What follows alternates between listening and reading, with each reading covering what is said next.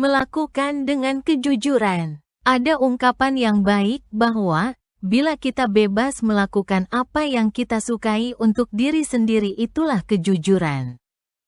Dalam menjalani kehidupan ini, terutama berinteraksi dengan orang lain, kejujuran itu adalah penting. Karena kalau kita melakukan dengan jujur, tidak perlu bersusah payah mencari alasan pembenaran atas apa yang kita lakukan.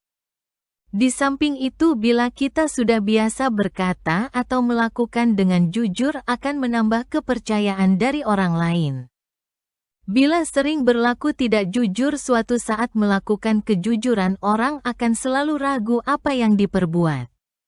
Itulah konsekuensinya bila tidak menyukai kejujuran.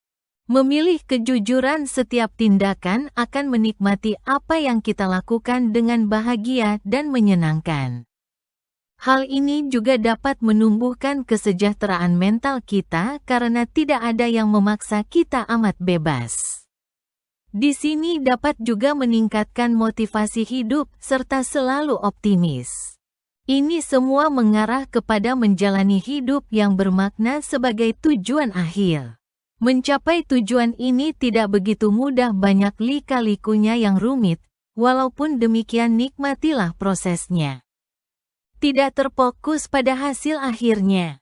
Pergunakanlah dengan baik kesempatan ini untuk belajar dan meningkatkan kualitas diri sebagaimana mestinya. Janganlah terlalu keras terhadap diri untuk mencapai keinginan sampai-sampai mengorbankan kejujuran itu. Memang kita masing-masing memiliki hal-hal yang dicintai, sesuai yang diingini sebagai visi hidup ini.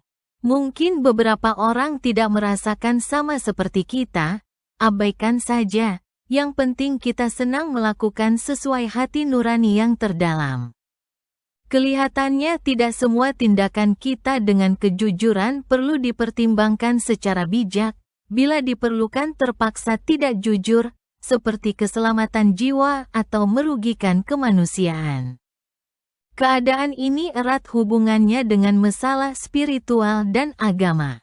Pengalaman menunjukkan bahwa melakukan hal-hal kejujuran lebih banyak dari tidak jujur atas penyelamatan jiwa maupun kemanusiaan itu. Janganlah melakukannya secara terbalik-balik dengan alasan apapun. Memang batas dari kedua itu tidak jelas, biarlah hati yang terdalam memutuskannya. Di samping sulitnya menentukan batasan antara kejujuran dan tidak jujur, ada faktor lain yang mempengaruhi seperti profesi seseorang, kedewasaan, atau umur maupun kondisi lainnya. Sesuaikanlah antara waktu, kondisi, dan keadaan yang benar. Bila terpaksa harus melakukan tidak jujur, segera lupakan rasa bersalah demi kebaikan orang banyak itu. Ada orang memiliki prinsip bahwa disuruh melakukan tidak jujur dengan diiming-imingkan bayaran yang besar dengan menolaknya secara halus. Tetapi banyak juga orang tidak peduli harga diri. Kepercayaan orang dengan berbuat tidak jujur asal bayaran memuaskan. Dalam konteks itu kita tidak mengulasnya di sini. Menurut Gramedia Blog, dinyatakan beberapa contoh tindakan jujur antara lain: mengakui kesalahan, tidak mengambil yang bukan hak kita, mencuri milik orang lain, mengutamakan moralitas dan etika, taat pada peraturan baik di sekolah, di rumah, di masyarakat, atau negara. Banyak contoh lainnya lagi.